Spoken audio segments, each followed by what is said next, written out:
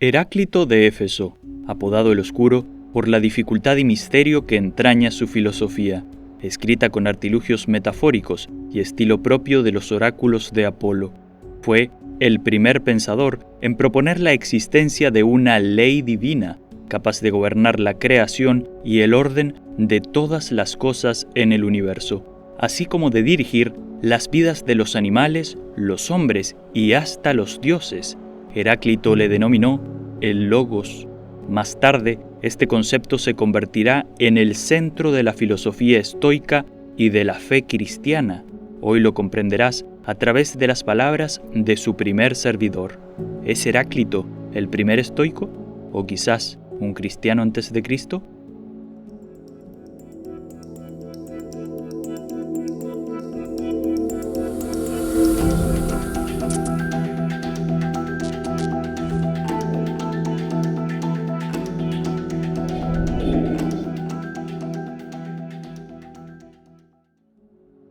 Heráclito es uno de los filósofos presocráticos precursores de la filosofía. Se dice que los presocráticos buscaron el fundamento material o natural, el arjé, que diera respuesta a la pregunta de ¿cuál es el origen de todas las cosas? Tales de Mileto, Anaxímenes, Demócrito o Empédocles fueron presocráticos que, entre otros, buscaron explicaciones al misterio del origen del cosmos, dentro de los límites de la naturaleza material, sin echar mano a explicaciones metafísicas o fuerzas inmateriales.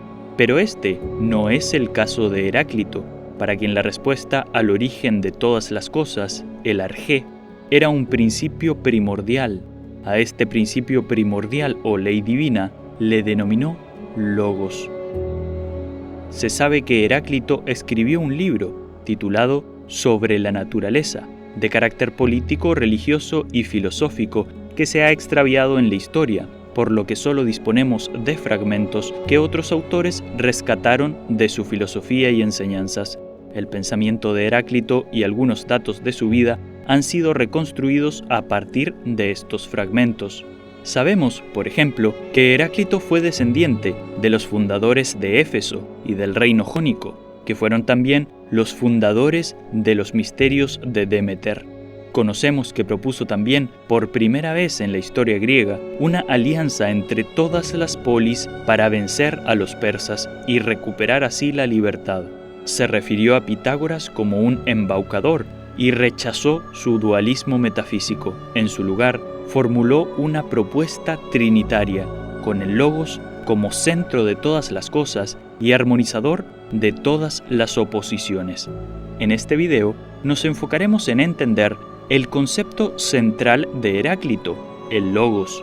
He preferido usar el término griego original Logos y no sus traducciones para ser más fiel a los dichos del filósofo, pero es importante notar que en las traducciones al español el concepto Logos es traducido como palabra, orden, ley, medida, palabra oral o discurso, verbo, mente, etc. Por supuesto, esta diversidad de traducciones se debe a que el mismo concepto Logos es muy multifacético, como podremos ver a continuación. Pero, ¿qué era lo que Heráclito concibió cuando comprendió que todo el universo era dirigido por una sola ley? ¿Cómo funciona esta ley? ¿Y cómo podemos apreciarla en nuestro derredor? ¿Será posible captar con nuestra mente lo que para Heráclito era el padre de la creación? El estudio de la naturaleza y el cosmos son primordiales en la filosofía heraclitiana, pues de este estudio se desprende la existencia de aquel Logos invisible al que hace referencia en varios de sus fragmentos. Pero para comprender la perspectiva que Heráclito tiene de la naturaleza, es necesario repasar las tres ideas claves de su filosofía. Este cosmos, el mismo para todos los seres, ningún dios ni hombre lo ha creado, sino que siempre fue, es y será, un fuego viviente eterno, que se enciende según periodos regulares y se apaga según periodos regulares. Heráclito, como otros presocráticos, observó los 4 elementos clásicos de la filosofía antigua: tierra, agua, aire y fuego, pero a diferencia de los demás, consideró que solo el fuego podía ser la esencia y el origen del cosmos. La idea del fuego en Heráclito está íntimamente relacionada con los antiguos centros de misterios de Grecia, donde se buscaba la purificación del alma y la iluminación a través de rituales específicos. La expresión fuego viviente eterno, otras veces traducido como fuego siempre vivo, se corresponde con una práctica de culto de los centros de misterio. En los templos griegos siempre era custodiada una llama eterna. La llama eterna del templo de Apolo era particularmente reverenciada en Delfos, Argos y Cirene. Es justamente a Apolo a quien Heráclito considera la suprema autoridad para el filósofo. Apolo, como dios solar, es productor del cambio de las estaciones, generador del día y la noche, permite la vida mediante su fogoso calor en verano, es el rey de los astros, señor entre los dioses e hijo del supremo Zeus. Heráclito explica el cambio de estaciones como una guerra eterna entre los 4 elementos primordiales griegos, en la que un elemento predomina y los otros escasean en forma sucesiva. Este movimiento anual periódico representa una guerra entre los elementos. El dios Sol, Apolo, es el ordenador y moderador de estas fluctuaciones, de manera que para Heráclito, Apolo y por lo tanto el fuego solar tienen una importancia central en la génesis del cosmos y en el orden universal, por lo que afirma que todas las cosas nacen por el fuego y por el fuego perecen. Además, de todos los elementos, el fuego es el más energético, pareciéndose más a un poder o una fuerza que a un cuerpo estable, lo cual le otorga un atributo indispensable si ha de representar al ordenador y creador del cosmos. Por su idea de la unicidad de los opuestos, que veremos a continuación, Heráclito debía fijarse en un elemento que reuniera las cualidades opuestas de generador y destructor en sí mismo. El fuego posee estas cualidades paradójicas, aniquila y destruye, quemándolo todo, pero también demuestra su poder creativo en las artes de la cocina, la forja y la cerámica.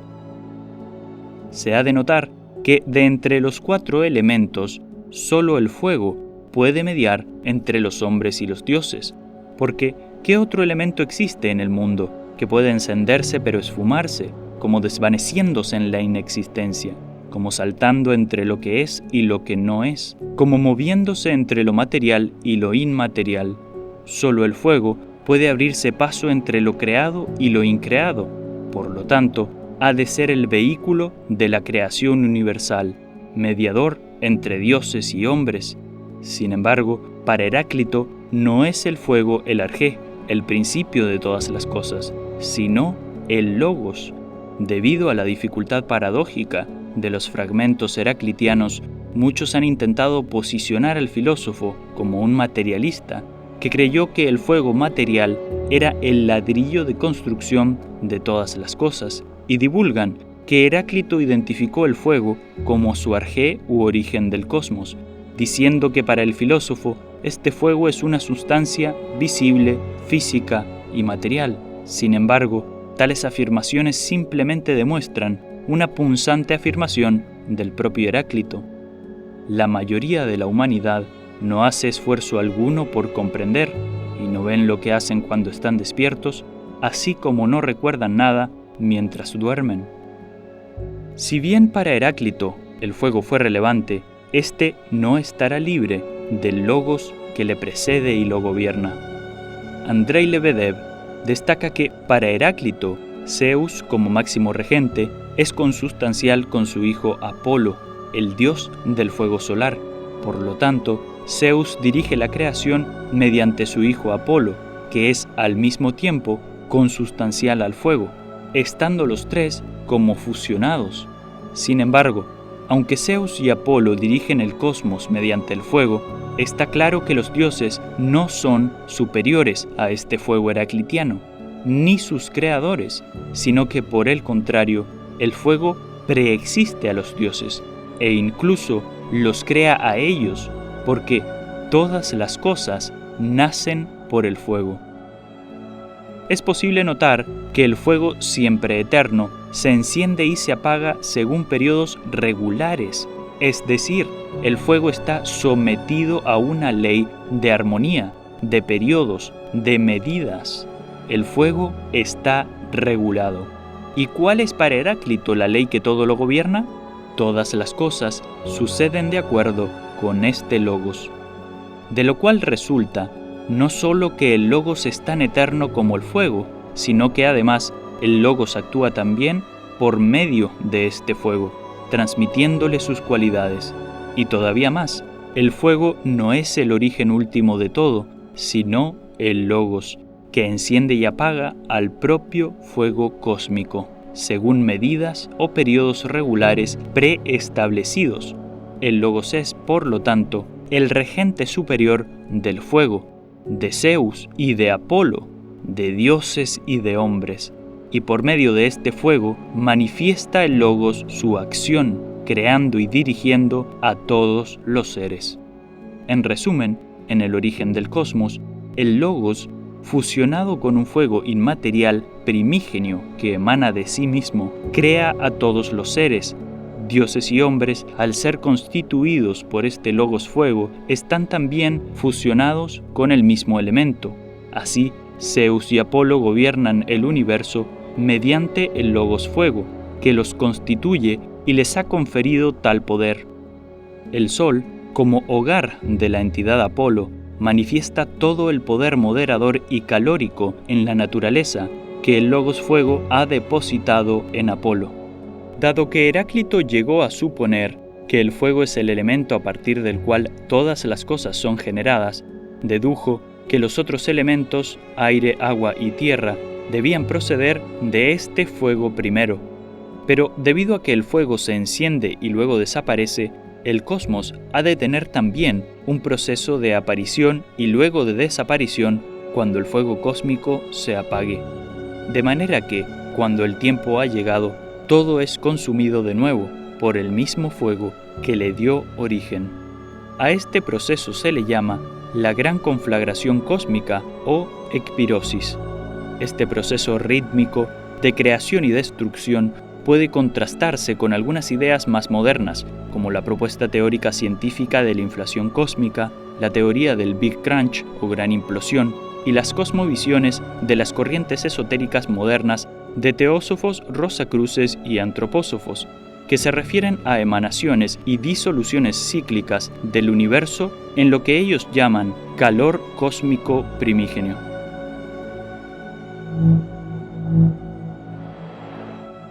La idea del flujo incesante, de la movilidad universal o de la naturaleza dinámica es probablemente la idea más conocida de Heráclito. Esta idea es ejemplificada en un conocidísimo fragmento. No puedes bañarte 2 veces en los mismos ríos, porque siempre fluyen aguas frescas sobre ti. Es decir, aunque creamos que estamos entrando a bañarnos en el mismo río en el cual nos bañamos anteriormente, realmente no estamos entrando al mismo, porque el agua no es la misma en tanto que ha cambiado, ha fluido. De la misma forma, todos los días vemos un sol diferente, aunque parezca repetido. Un árbol como el pino está siempre donde lo vimos, pero su sustancia también ha cambiado. La ropa que usamos hoy es útil, pero en este mismo instante está sufriendo el deterioro que el cambio induce sobre todo.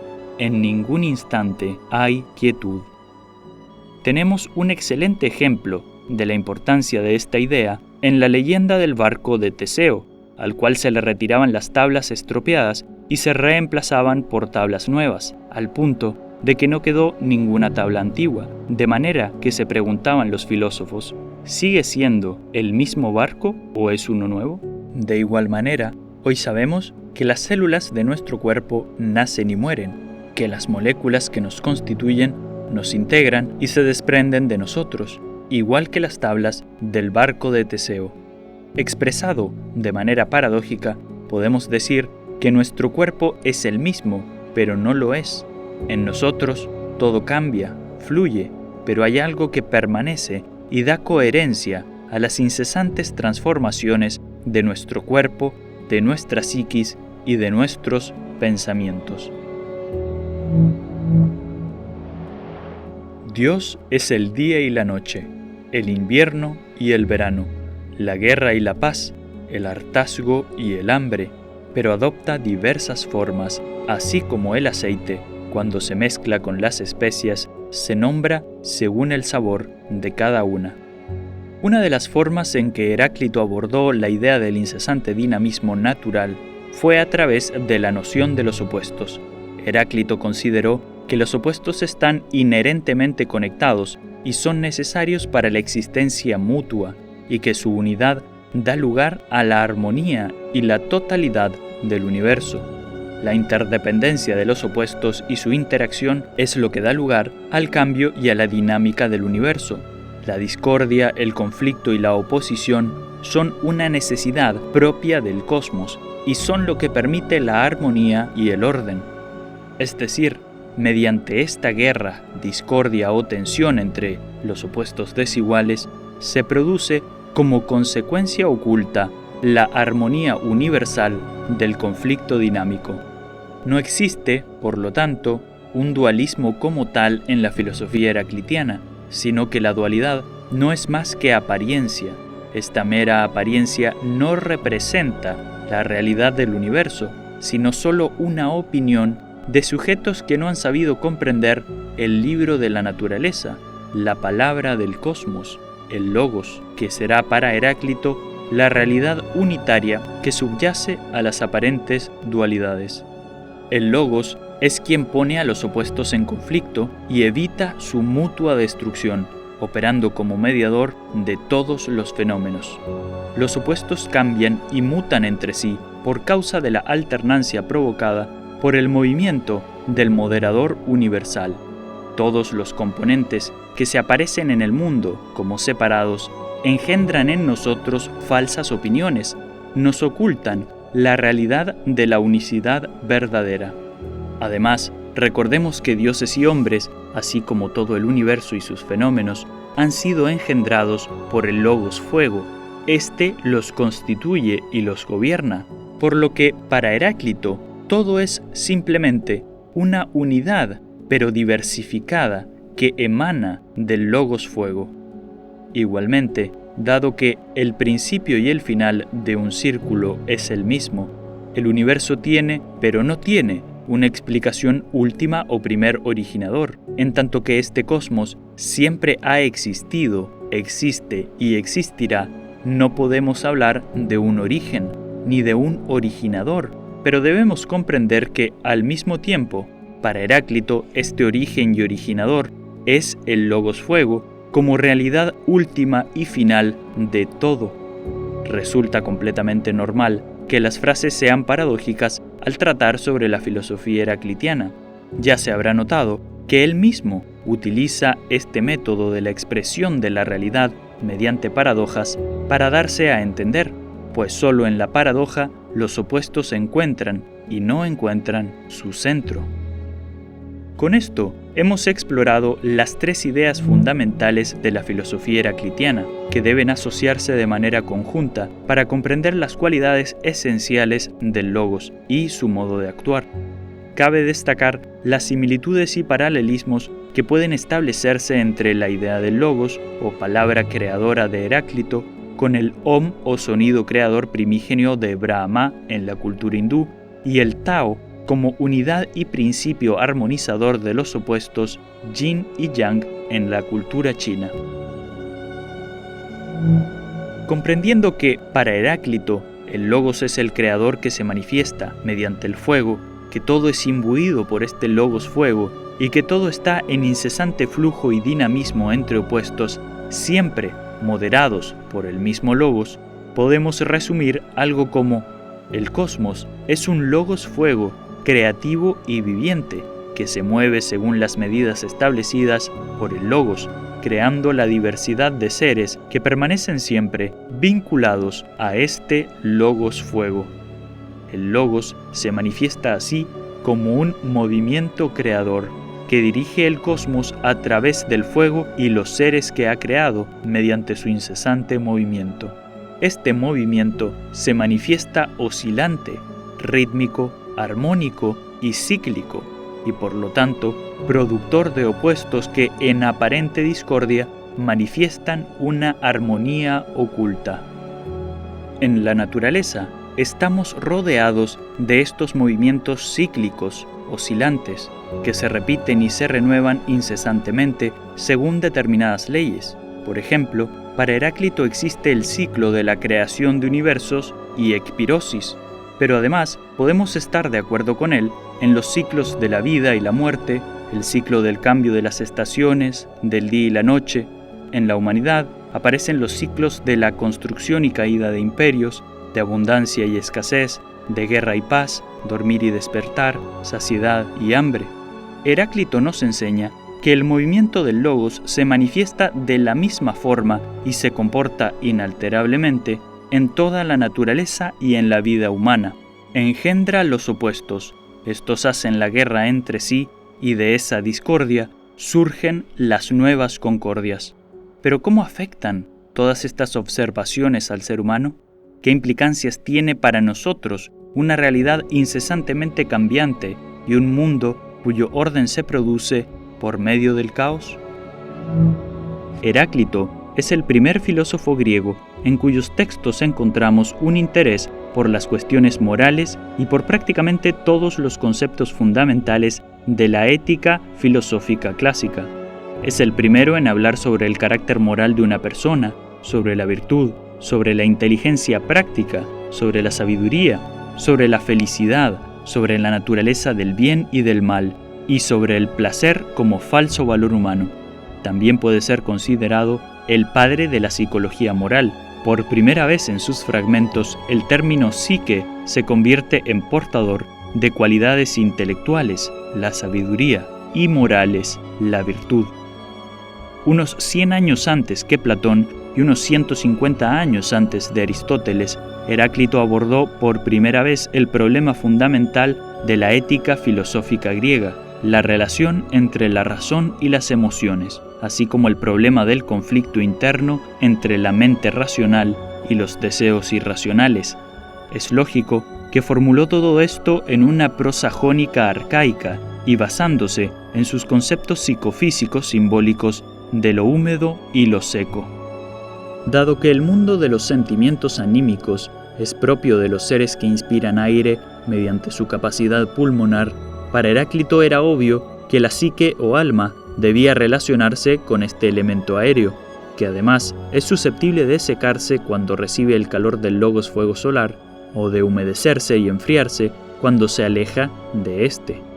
Y en tanto el alma tiene un logos autoaumentativo, un alma seca será aquella que recibe en mayor medida el calor de su propio logos fuego interior, de manera que el logos no solo se encuentra en el exterior natural, sino también en el interior del alma humana, donde armoniza las emociones generando virtud y se mantiene como fijo frente al cambio, produciendo la continuidad de la conciencia frente al flujo incesante de emociones e ideas en nuestra mente.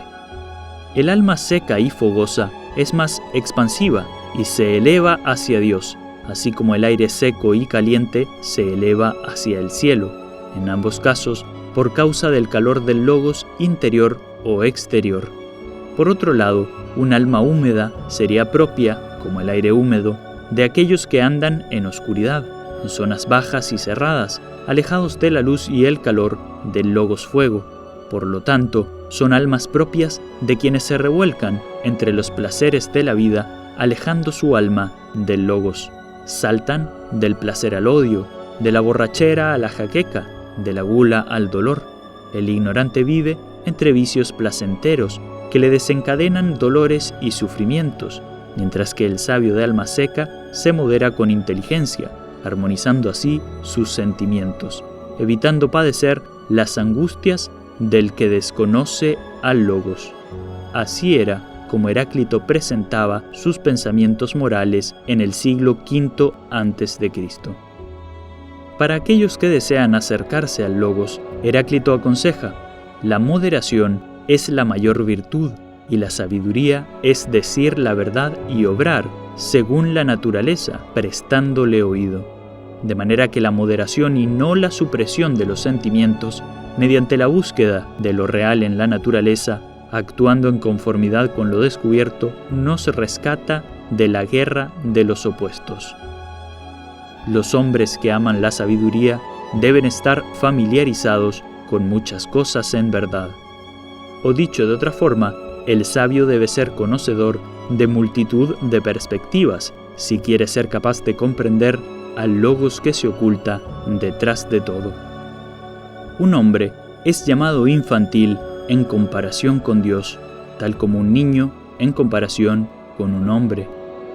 Es decir, la humildad y apertura mental son siempre esenciales, porque aun con toda la sabiduría humana, el hombre no debe detener su búsqueda, ni jactarse de haber conocido los límites, dado que su perfección es comparable a un niño al lado de la inmensidad de Dios y su amplia realidad. Por último y más importante, aquellos que desean hablar correctamente deben apoyarse fuertemente en el Logos, que es común a todas las cosas. Además, para Heráclito, el Logos es un agente de unión y armonía entre humanos, cuando éstos procuran acercarse a él, porque si el Logos es la realidad oculta, subyacente a todas las cosas, quienes lo busquen se comprenderán y serán como hermanos que alcanzan una meta común, la realidad misma, mientras que quienes se alejan de esta única realidad andarán como dormidos y en conflicto unos con otros por causa de sus falsas opiniones. Cuando se concibe que detrás de todas las oposiciones subyace un mismo movimiento, una misma esencia, una misma ley, la persona alcanza entonces la sabiduría. Ha logrado escuchar la palabra universal y entonces puede llegar a actuar de acuerdo con este principio único, con el orden de la naturaleza. La consecución de esta meta es para Heráclito lo que nos convertiría de hombres comunes en sabios y virtuosos, de dormidos en despiertos, de almas húmedas a almas secas. Para Heráclito, el Logos es, tanto a nivel ético y psicológico, el único bien, desde el cual se manifiesta el mal, siendo cada oposición unilateral, cada parte por separado, lo que nosotros percibimos como el mal, el vicio, la enfermedad y la causa del desequilibrio a nivel humano, natural y cosmológico. En el ámbito teológico, Heráclito fue el mayor crítico griego contra las creencias en dioses antropomórficos. Afirmó que los sacrificios ritualísticos eran absurdos e innecesarios para el bienestar de los dioses y que no era de mentes razonables el adorar estatuas o figuras inertes. Todas estas tradiciones eran parte integral de la cultura griega. Nuestro filósofo también consideraba que el desordenado panteísmo helénico era un insulto al cosmos real, puesto que él observaba y razonaba que lo evidente era, como ya dijimos, que solo existía un único regente universal, manifestado en diferentes aspectos y bastante más ordenado que el panteón helénico. Hay que reconocer un ser sabio, esa única mente que dirige todo el universo.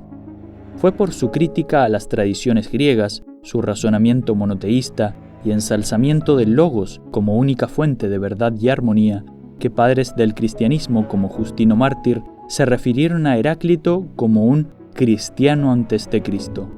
Pero, si bien a Heráclito le pareció reconocer a un Logos armonizador de todas las oposiciones, ¿podemos nosotros aprender a ver o escuchar al Logos en la naturaleza como él lo hizo? Si quieres saberlo, dirígete a este video, donde encontrarás cómo hasta en una planta es posible observar la idea heraclitiana de opuestos en armonía. El concepto del Logos después de Heráclito ejerció una fuerte influencia en la teoría política posterior. Aristóteles se referiría al orden del Logos en la naturaleza, denominándole justicia natural, y los estoicos preferirán el concepto ley natural, que es tomado posteriormente por Cicerón para establecer los primeros gérmenes del futuro iusnaturalismo inglés o doctrina jurídica del derecho natural, una doctrina que sobrevive hasta hoy con fuertes modificaciones de su filosofía original y completamente extraviada de su elemento esencial, el logos. Dado que para Heráclito el cosmos no consiste en objetos físicos inanimados, sino en voluntades vivas, divinas o humanas que forman todas las cosas, este cosmos es como un hogar común de mortales e inmortales, una comunidad natural que se rige según la ley natural. Pero si existe esta ley natural, ¿por qué los políticos y los hombres viven inventando reglas y leyes que nos alejan de aquel logos? A lo cual responde Heráclito: ¿qué tipo de mente tienen? ¿Qué tipo de razón? Siguen a los cantantes de la multitud y confían en las leyes, ignorando que la mayoría son malos, pocos son los buenos. Heráclito critica la vida política, dado que en este ámbito no se quiere reconocer aquella ley que ya dirige sobre todos, y se prefieren introducir leyes humanas aleatorias que no se ajustan al orden natural, generando caos, vicio y corrupción en la ciudad, al igual que en el alma que se aleja del logos. Nuestro filósofo anhela reformar las polis para que se rijan ya no por leyes falsas y corruptas, por meras opiniones de gobernantes, sino por la única ley divina, que puede ser obtenida mediante la observación de la misma naturaleza, pues ahí es donde el logos opera, dirigiéndose a todos, pero principalmente a aquellos políticos corruptos, les exclama: aquellos que desean hablar correctamente deben confiar fuertemente en el logos, que es común para todos, así como una comunidad confía en una misma ley, e incluso mucho más fuerte, porque todas las leyes humanas son sostenidas por una sola ley divina. Su poder se extiende hasta donde Él quiere, es suficiente para todos, e incluso los domina a todos. La legislación del logos, por lo tanto, trasciende la política misma y no la necesita, pero podría manifestarse también allí si quienes gobiernan y legislan saben escucharlo. Muchos de los filósofos que sucedieron a Heráclito tomaron su cosmovisión y la integraron a su filosofía de maneras a veces más puras, otras completamente deformadas. Entre estos tenemos a Sócrates, Platón, Aristóteles, los estoicos, Filón de Alejandría, Juan el Evangelista y Cicerón, por nombrar a los más relevantes de aquellos tiempos. Sin embargo, posteriormente no sería reconocida la esencia del logos como creador, moderador de opuestos y productor de armonías, y se daría origen a un intento, completamente perdido desde su inicio, de entender la ley natural, haciendo caso omiso del logos, produciendo así las doctrinas jurídicas de la Escuela de Salamanca o el derecho natural inglés que persisten hasta nuestros días. Este video será el primero de una playlist que abordará todo este proceso de la degeneración del entendimiento del logos y profundizaremos aún más en la unicidad de los fenómenos, en las ilusorias dualidades y en la esencia de las cosas y los seres a través de los filósofos más importantes que se expresaron sobre este tema. Sin más que decir, espero que este video haya sido de tu agrado. Házmelo saber dejando un like y no olvides suscribirte para enterarte de los próximos videos.